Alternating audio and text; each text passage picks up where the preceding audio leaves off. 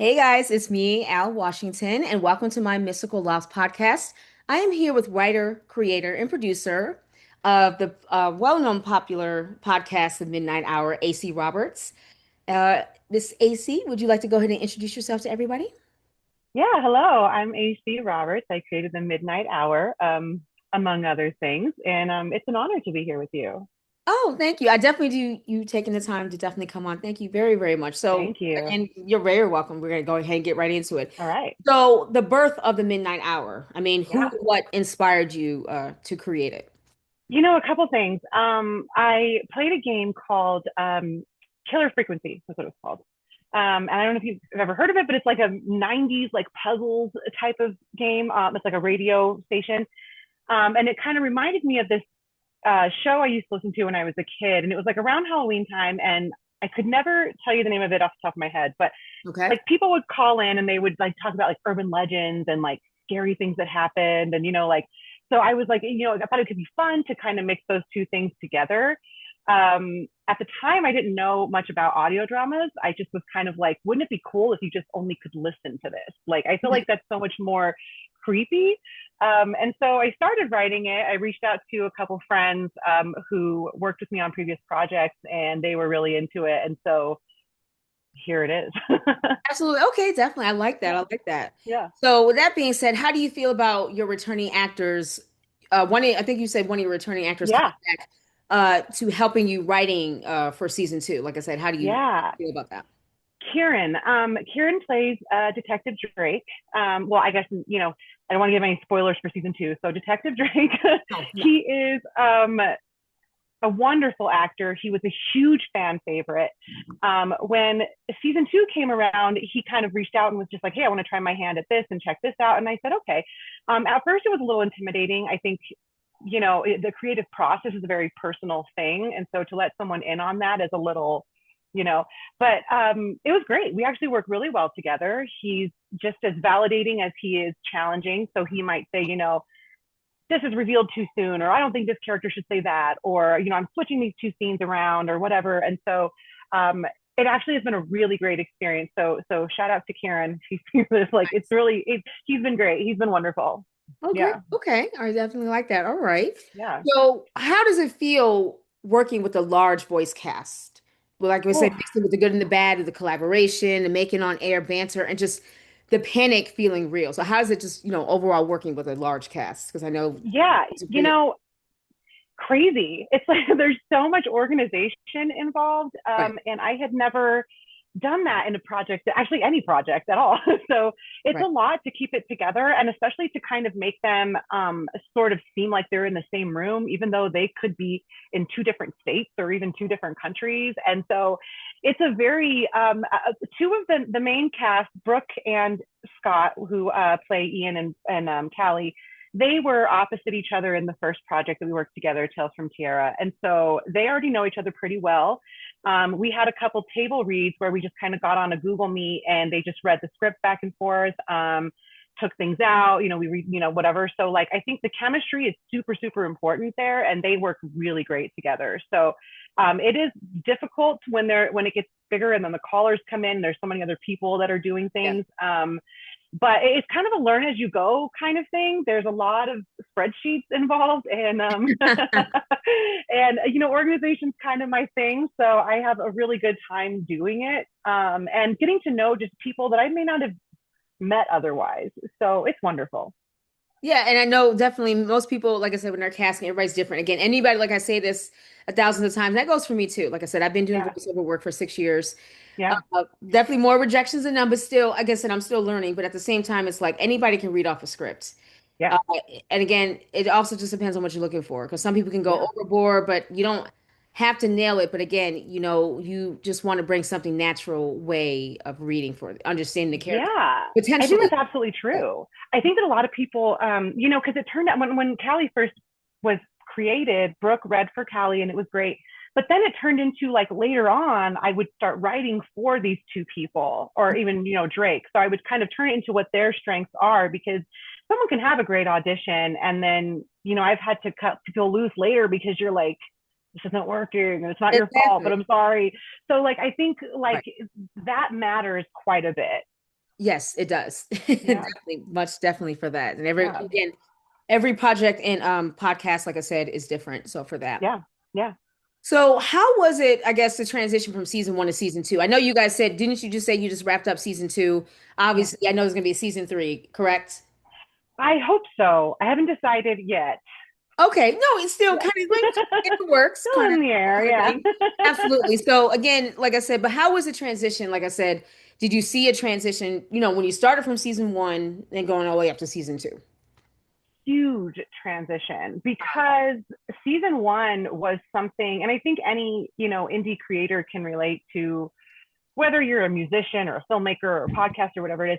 You create something and it's a part of yourself that you put out into the world, and then you kind of go out there and beg people to take it in. You're just like, please give me a chance. And you just need like a couple people just to listen to it or whatever it is.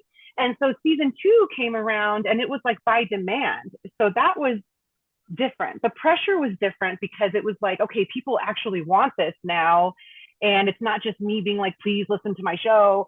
So it's the pressure was what transitioned a little differently for me because people were expecting something. Yeah. And I want to capture what happened in the Midnight Hour season one, but I also don't want to recreate the Midnight Hour season one. So we are sort of, and anyone that knows me would tell you, I do not like to write by the seat of my pants. I like everything outlined and good to go. And then I make changes as I need to. But the second season, we actually are not completely right. Like we're kind of just like going along and seeing like what works and then changing things. And so we actually have like two episodes, I think, that are still sort of unwritten and we haven't gotten, we're waiting for the feedback and then going back in and doing it. So we're producing it in real time and it's kind of crazy. So it's very different. So, AC, I'm sorry. So you said, okay, you don't like writing. You just want to do like an outline type of thing, like a puzzle. I do. I like to write after I know all my plot points. I'm just a Okay. very organized person. So yeah, I like to have like an A, B, and C, and then a sub A, B, and C, and then I start writing, and then I'm kind of, but then that changes and it evolves as you write, because then maybe decide something else happens, but then the character isn't there, so I got to write him in somewhere else or whatever. So I think, so that's not usually my style. Okay. So I No, I usually like understand. We to got different. organize it. Yeah. Yeah. This time it is, we are kind of, Kieran and I are sort of just back and forth and then finishing an episode and going for it. And that's just not, usually I like to do a ton of editing and that's what's happening here. So it's actually kind of fun. It's different, but I really like it. Thrilling. I like that. Interesting. Okay. I like Yeah, that. Yeah, yeah, we all got different ways of like bringing it out. Absolutely. It's not a, so like I said, basic, our templates are different. So yeah, yeah, yeah. absolutely. So now with this one being said, how did you balance the claustrophobic, isolated feel of like the late night, like radio studio, with the, how would I say this, expansive, dangerous scope of the Oracle urban mystery that you guys have for the podcast, especially with your lead, DJ Callie? Hmm. First of all, I love that word claustrophobic with this because I was I was telling Kieran, yeah, a couple of weeks ago, I'm just like, what is the word I'm looking for what we're encapsulating here? And that is the perfect word because you are Really? sort of Okay, it's too big. trapped. Okay. Yeah, Yes. yeah, yeah. It is this claustrophobic, like you have nowhere to turn, and I think most of it is sound design, to be completely honest. I think that like the actors, they're wonderful. They are absolutely incredible at what they do. But if you just hear, like the first season when Ian's out there trying to find the woman in the rain, and Yeah. if you just hear the raw audio and it's just Scott huffing and puffing and trying to be like, where's but then you add some rain and you add some tense music and so like it really makes a difference with the sound design if you have a good actor to bring that to life. Even just like a little, a pulsing heart in the background or something can really change what's happening in a scene, for sure. Absolutely. And especially it goes for your DJ Callie West. Okay. So like for that. So that's what Yeah, she's yeah, and she's fantastic, and Brooke is fantastic. We do a lot of I think the sound effects from the booth, Ian not really being in the room right, and right, he's, right. he's kind of filtered. And so she is sort of alone, even though he's there with the exception of who's calling in. And so, yeah, I think that's, like I said, just a ton of sound design really, really helps. And I think that's my favorite part of the creating it, just like putting all the sounds together and hearing it come to life. Exactly. It does build the tension. It's literally like the garnish, like I said, for, Yeah. especially bringing it out, especially with the horror type of Yeah. feel for it. Absolutely. Yeah. Yeah.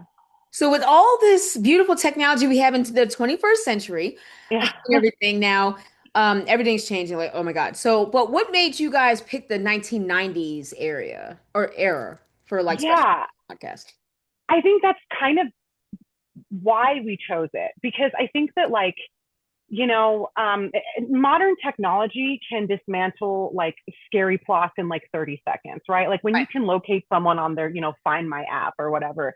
I think that it was a few years ago, I was talking to my grandpa, and my grandpa told me how when he was a kid, like him and his siblings would just sit around the radio and like listen to these stories, and you could hear footsteps and doors closing and all these different things. And it was just if you create the atmosphere and give the listener what they need to create their own things in their mind, I think it's a little creepier. And I pretty Yeah. rarely write in the present day. I write either like 1,000 years in the future or somehow in the 90s. But a lot of our demographic is millennial listeners, and so a lot of people who remember having to go to a payphone to call mom to check in, and not being able to see if somebody's home by looking at your location. And so I think that's nostalgic for them, and it's a little creepy, and like it's a lot of fun to kind of go back and create things.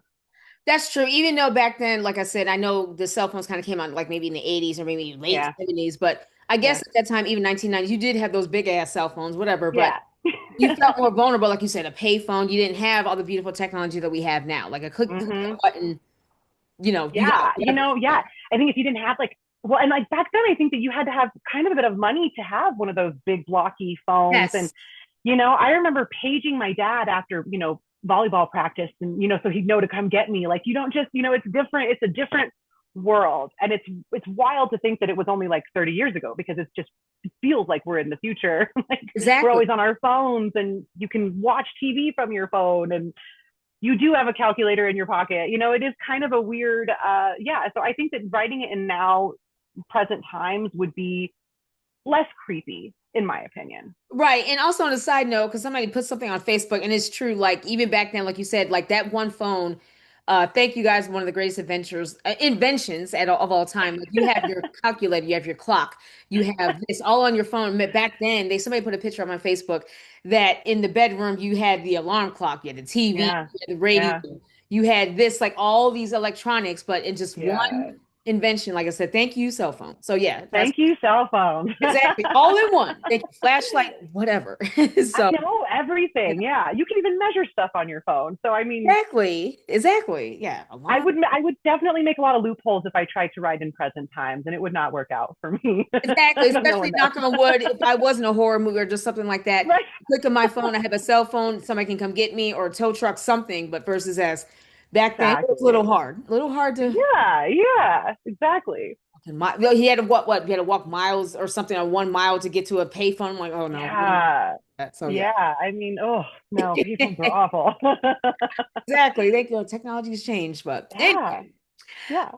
Do you have AC? I guess you have any favorite podcasts that you like right now, or anything that inspired you, or just in general favorite?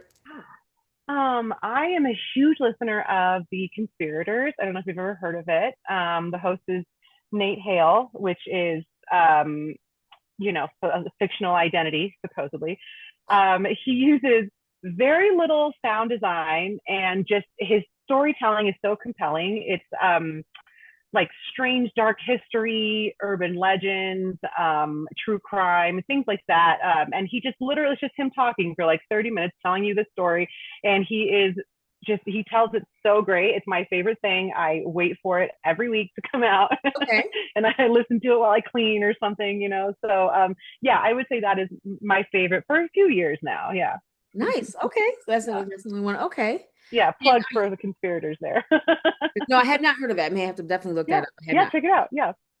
Have you So how would I say this? Like right now, because I know you guys just wrapped up season 2, and again, Yeah. kind of season 3's in the works. And you don't have to go into detail with this one. Yeah. Are you guys working on something, got another newer project, or just kind of just basically wrapping up the whole Midnight Hour thing? Yeah, so we have decided to leave season 2 open ended like season 1. We want to make it in a way that if there is demand for a season 3, so like I said, we haven't completely finished writing season 2, but we want to make it so that that it's that you have enough closure if we don't move on, but that there is still an opening if we did move on. And so that's kind of where we're leaving it. We have talked about other projects, but nothing's really. It's kind of just in the brainstorm phase right now. So yeah, we'll see. We'll see where that goes. Okay, absolutely. Okay. Yeah, but Kieran and I work great together. I think it'd be a crime. It'd just be a crime if we didn't create something else eventually. Exactly. Yeah, let it Yeah. marinate. Like I said, you're kind of Yeah. bouncing off ideas, kind of just getting it situated. Absolutely. I didn't do Right. that. Absolutely. Right. So, do you happen to have any advice for any writers or any actors, voiceover actors who actually want to get into voice acting or even doing their own podcast? Any Yeah. words of encouragement? Yeah. I think the biggest advice I would say to is your working relationships are everything. I think there were a lot of people that worked on the season one with just volunteer basis because they believed in the story. I'm not out here like a big Steven Spielberg, and I'm not like just paying people a bunch of money to, read my lines. They actually have to like it and believe in it. And I think that they ended up coming back because they believed in my work and what we had done before. And sometimes that's more valuable than being paid, having this somebody to help you build your portfolio, because it's really hard to get that stuff together.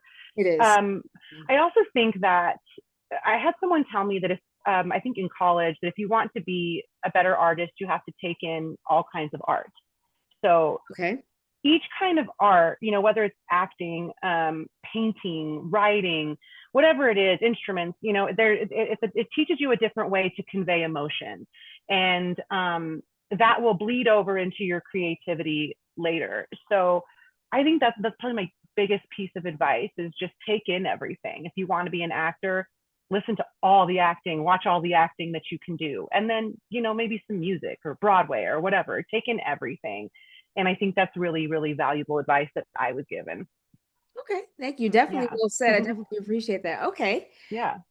Now, AC, I definitely want to thank you for taking the time to come on my podcast. An honor. Thank you So, for having absolutely. me. Oh, you're very welcome. Absolutely. Do you want to let everybody know where they can find you, your socials, Twitter, Yes. TikTok? Yes. You can find us crownnoirstudios.com, which has all of our projects in one place.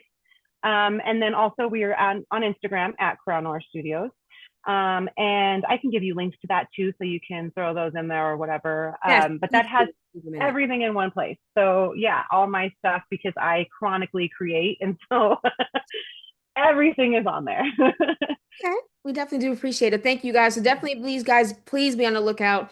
The latest podcast called The Midnight Hour from the writer, creator, and producer AC Roberts. Thank you guys for coming and hanging out with us. And Thank you. you're very welcome. And you guys enjoy your night, and I will see you guys next time.